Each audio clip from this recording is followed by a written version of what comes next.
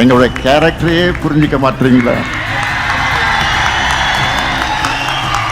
அன்போட வந்தா அரவணைப்போம், ஆணவத்தோட வந்தா அடிபடைய மாட்டோம், எதிர்த்து நிற்போம். நம்ம சிஎம் சார் அவர்கள் பேசும்போது சொன்னாங்க, என் கேரக்டரையே புரிஞ்சுக்க மாட்டேங்கிறேன். இது சினிமா டயலாக் இல்லையா? நான் ஏதாவது பேசினா சினிமா டயலாகா?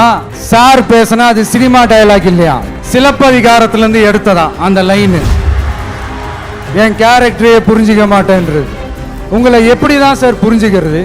எந்தெந்த விஷயத்துலலாம் சார் உங்க கேரக்டர் நாங்க புரிஞ்சுக்கிறது?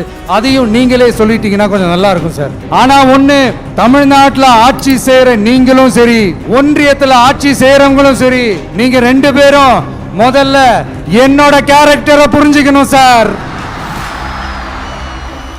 இப்ப ரீசெண்டா ஒரு இடத்துல நம்ம சிஎம் சார் அவர்கள் பேசும்போது சொன்னாங்க, என் கேரக்டரையே புரிஞ்சுக்க மாட்டேங்கிறேன். இது சினிமா டயலாக் இல்லையா? நான் ஏதாவது பேசினா சினிமா டயலாகா? சார் பேசினா அது சினிமா டயலாக் இல்லையா? சிலப்பதிகாரத்திலிருந்து எடுத்ததா அந்த லைன்.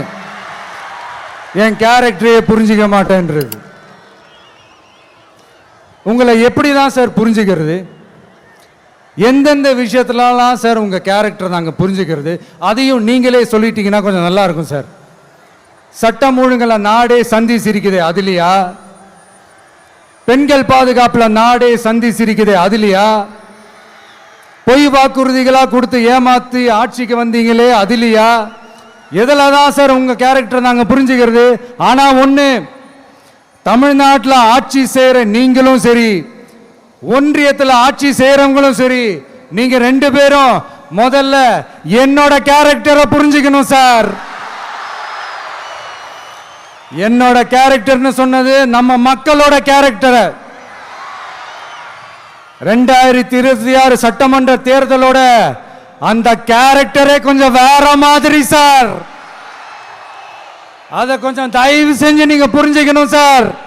புரிஞ்சுக்கலன்னா மக்களே உங்களுக்கு புரிய வைப்பாங்க சார். చంపొద్దు నేను